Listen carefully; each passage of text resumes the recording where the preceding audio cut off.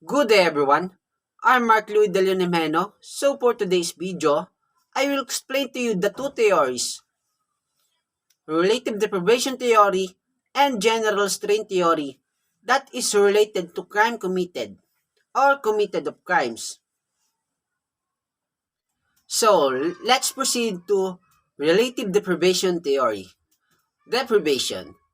Deprivation is especially the act of depraving or the process of becoming depraved. Depravity, the state resulting from the act or process. Based from it, these are the things that the source or reason why there are people who do it and why people are affected by it.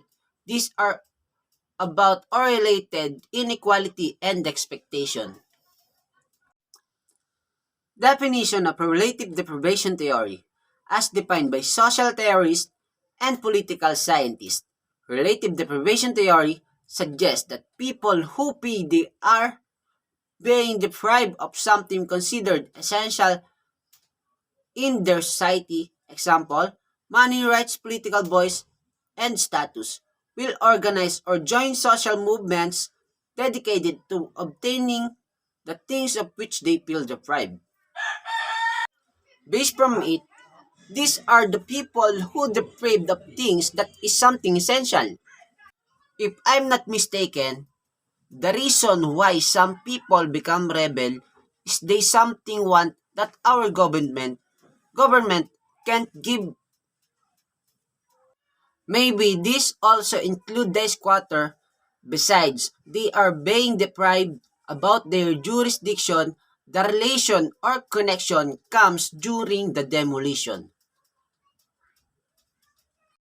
For example, relative deprivation has been cited as one of the causes of the U.S. civil rights movements of the 1960s, which was rooted in Black Americans' struggle to gain social and legal equality with white Americans.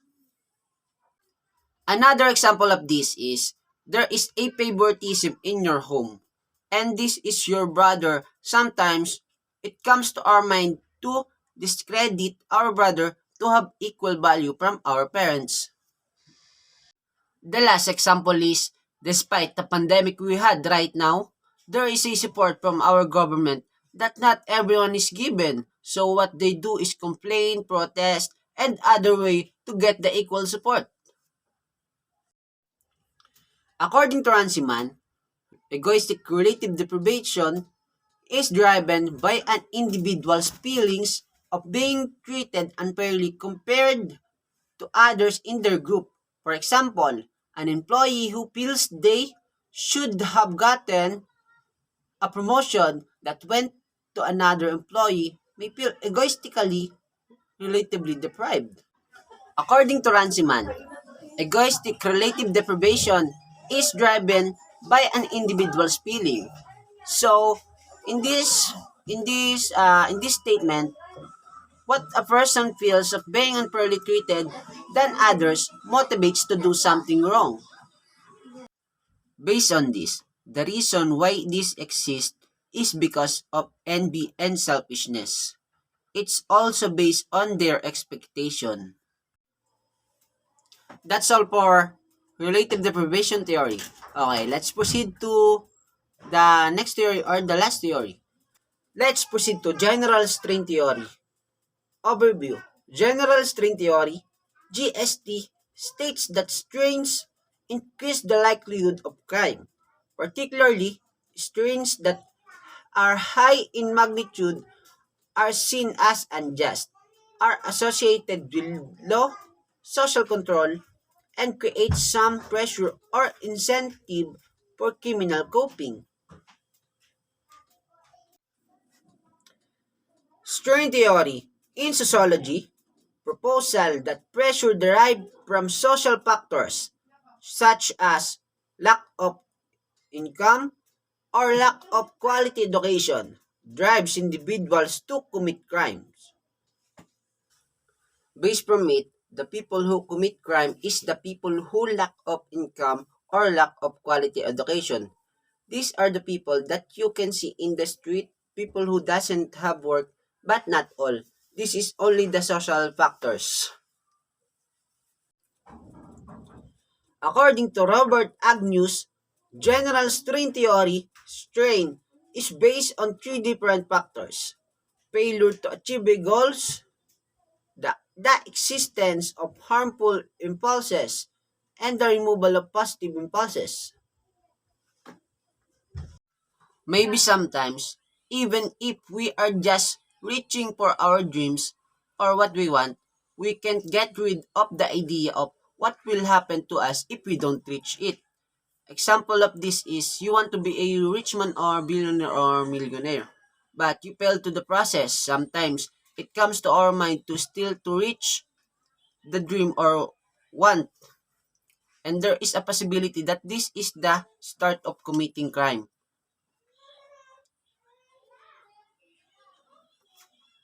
Also, overthinking gives us pressure that sometimes a reason why we failed to reach our dreams or wants. And for number two, the existence of harmful impulses. Maybe the person is victim of being abused or anything that makes himself depressed, and it leads crimes because he can be traumatized and whatever comes to his mind makes to do something related to crime. Maybe they always violence by their parents or they are victim of bullying in their past and they can be traumatized of it.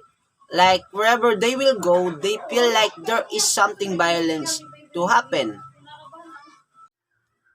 Besides the existence of harmful impulses, the removal of positive impulses comes. At this point, the person who experience it are those people who losing hope because of the negativity from their mind.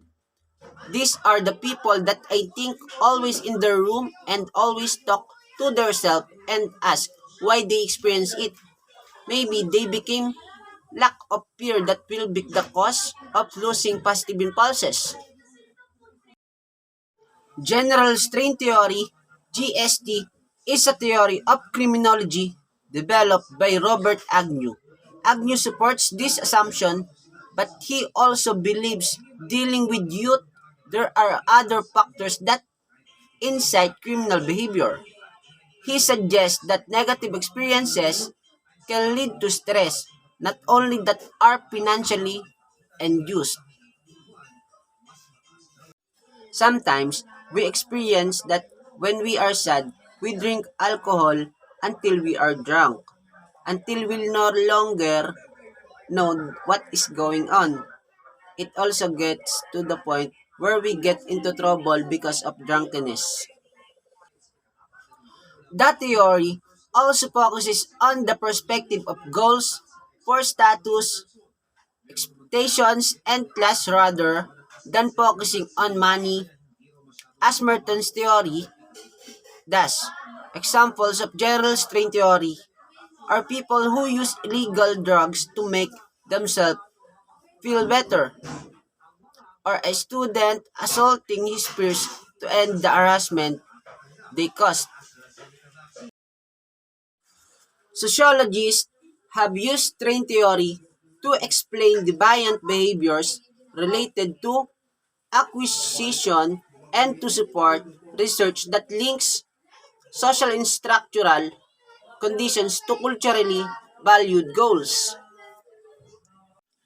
According to Wikipedia and also to the video of popular YouTuber, Agnew described four characteristics of strains that are most likely to lead to crime. 1. Strains are seen as unjust. 2. Strains are seen as high in magnitude. 3. Strains are associated with low social control. And for the last one, strains create some pressure or incentive to engage in criminal coping. That's all everyone for this two theory. Hope you learned new things from this theory, relative deprivation theory and general strain theory. And again, I'm Mark Louis De Leon Jimeno. Thank you and God bless. Keep safe, everyone.